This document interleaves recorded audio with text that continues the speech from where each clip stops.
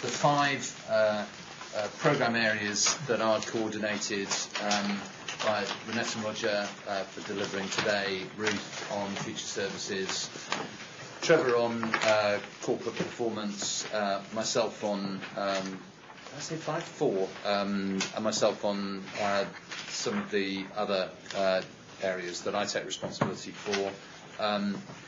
The reports that you have in front of you, I'm afraid, only take us up to the end of August. I regard them as therefore having relatively limited value. They do show that we are continuing to make progress, but there are areas of concern, and those are indicated by the RAG ratings. It's covering a wide diversity of projects, so it's difficult for me to summarise more meaningfully. And did we had a seminar on major projects, didn't we? Was that before the previous We board? did. That was in July. Okay, I can't remember whether we talked about it at the board. It was the... I don't think we have, no. So that was an opportunity for board members to take a deeper dive into the individual projects than is possible in a normal board meeting. I think that was very useful. There may, as a result of that, not be very many questions on the major programme reports submitted to this board, which is not, I think, an indication of either complacency or lack of interest. Are there any particular questions? I just wondered whether, since that meeting, whether anything has substantially changed. From what I remember on the numbers, it hasn't. I think it says a little, so in terms of some of the delivering today items. I think what Sue meant has anything deteriorated. Yes, has it deteriorated? Right. But actually, it's true to say that most of these programmes shouldn't start delivering some of the savings until next month, actually.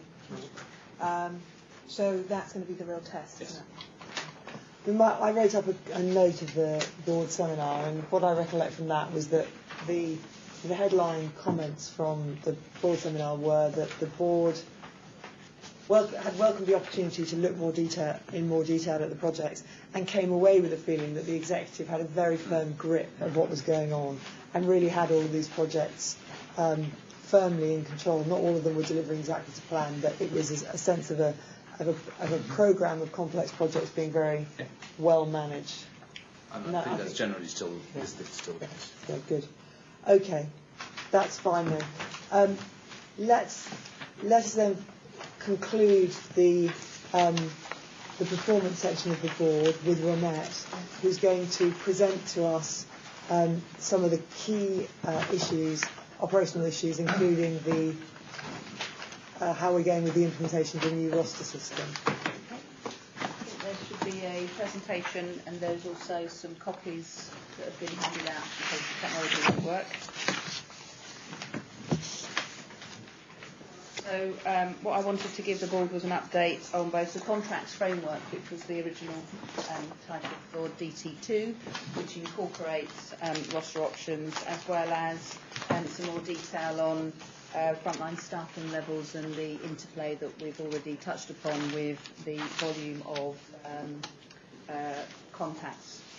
So just to give some context, when we did the original work on the strategic development programme, and one of the projects that emerged from that was the DT2 contracts framework programme, it was originally envisaged that this would be carried out over a 2-year period, and would be split into 3 phases so that we could make good progress without compromising the quality of the implementation. However, this was one of the, following the review that we carried out towards the end of 2009, when we knew what the contract settlement would be, this project was one of the key cash releasing benefits, cash benefit releasing programs, and so we asked the project team to reduce the timescale under which this project would be undertaken. And that, at the time, required a change in approach, which the team duly carried out. One of those changes was the necessity to carry out both the staff consultation as well as some of the implementation activities in parallel, where the team would have preferred to have carried those out sequentially. So there is some background that we all as board agreed to at the time in terms of the original design of the programme. Secondly then, next slide, in terms of the design assumptions of the roster options, the roster options programme was designed with two key assumptions. One, that the service would continue to use what we call flexible resource or discretionary resource, which includes bank staff, agency staff, and excess hours and overtime. And also that we would continue to be recruiting to any gaps that came out through our first cut of rosters, through our normal recruitment processes, because of the staff turnover, as the board recalls, was in the order of 1% per month, etc. Okay.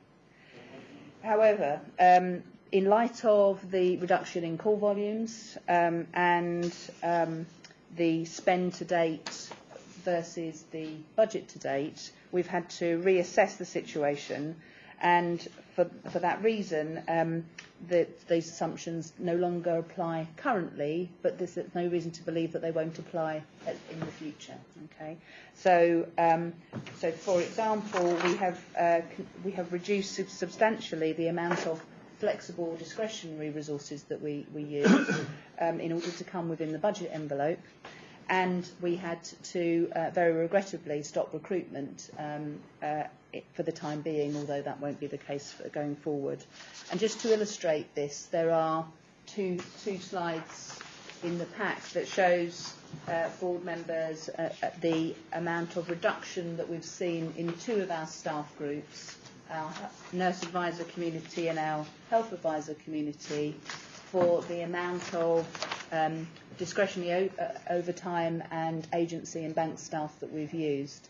I've split it by weekend and by weekday because that's an important consideration for what I'm going to come on to about the situation that we find ourselves in at the moment in terms of the roster options. So what we can see is that we were purchasing, if you like, or we were using up to almost 430 hours per day at the weekend of additional hours back in February, and that has dropped now down to less than 100 hours per day. It's 91 hours for nurse advisors, and our spend for weekdays has also reduced substantially, and that spend is also taking place predominantly in the evenings and predominantly on Friday evening. This happens where we are. And similar picture on the next slide for health advisors. So that then, in terms of where are we with the roster options? So we have over 2,000 staff who have been allocated a roster option, and there are still about 50 staff. Next slide, please, Anne. There are still about 50 staff who are yet to be allocated for a variety of reasons. So 50 staff for whom it is appropriate, because not all staff groups are part of the roster options, that have yet been allocated a roster, and we're working hard to close that gap. For all staff groups, because of the change in assumptions that I've already outlined, we are over capacity during weekdays and during the day, but under capacity, particularly for nurse advisors and health information advisors, where we've no other source of discretionary capacity at the weekends. For our health advisor community, we are still using conduit, but we are also asking our health information advisors and our dental nurses to act as health advisors at times or at our busiest times. And what we're also asking for all staff groups in quieter times is to take the calls from end to end. The patient will speak to a nurse first up, for example, rather than necessarily being passed from one staff group to another. The falling call volumes has necessitated a reduced number of FTEs for the rest of the year, and I'll come on to that in a second. We've also had, since we've implemented the roster options, which was in July, the first rosters that were built were July, and then we've had August. We also needed to catch up on an undersubscription of annual leave that had been building up, and we took the decision that we would only allow people to carry over 5 days of annual leave in extenuating circumstances, and that we do not have the budget to pay any additional leave that people might have taken. So we had to make more leave available than we would otherwise have budgeted for. So the normal budget for August would be 18% of staff on annual leave. We actually had 25% of staff on annual leave. And then, so this has led to a degree of staff dissatisfaction, where because we've only done the first phase, we haven't taken out some of the restrictions that some staff still have in terms of the hours that they're prepared to work in the service. And whilst that might be beneficial to those particular members of staff, some other members of staff are not seeing that as being fair. So that's something that we do need still to address. Obviously, in a system where there were only so many of each colour that were available, not everybody got their first choice, and that's led to a degree of dissatisfaction. There were also some errors in terms of the execution. We found that the system that we're using is much more manual than we would have hoped, and there were some coding errors which has led to just frankly mistakes being made on individual rotas, which in the overall scheme of things are not very many, but for the individual members of staff that are affected is obviously is very upsetting for them.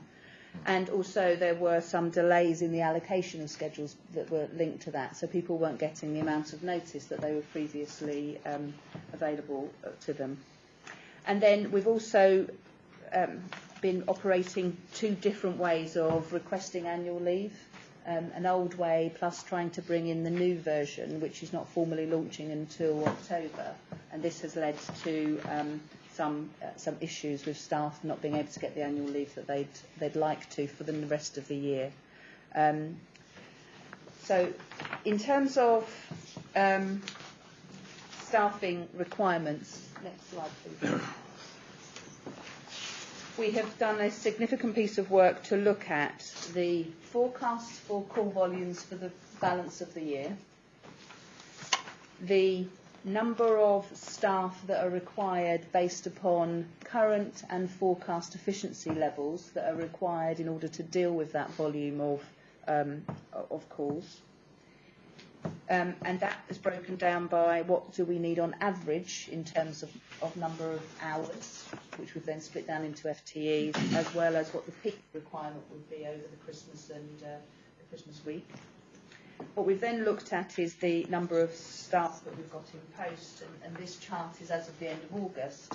I've got up more updated figures, and the staff numbers have come down by about 45 staff during the course of during August. So what this tells us is that we are oversubscribed in terms of, over-established in terms of our average requirement for nurse advisors, dental nurses and health information advisors, but we are under-established for health advisors, hence my comment earlier about asking nurse advisors, health information advisors and dental nurses to carry out some of the duties of our health advisor community. We are also continuing to use Conduit to support the health advisor activity.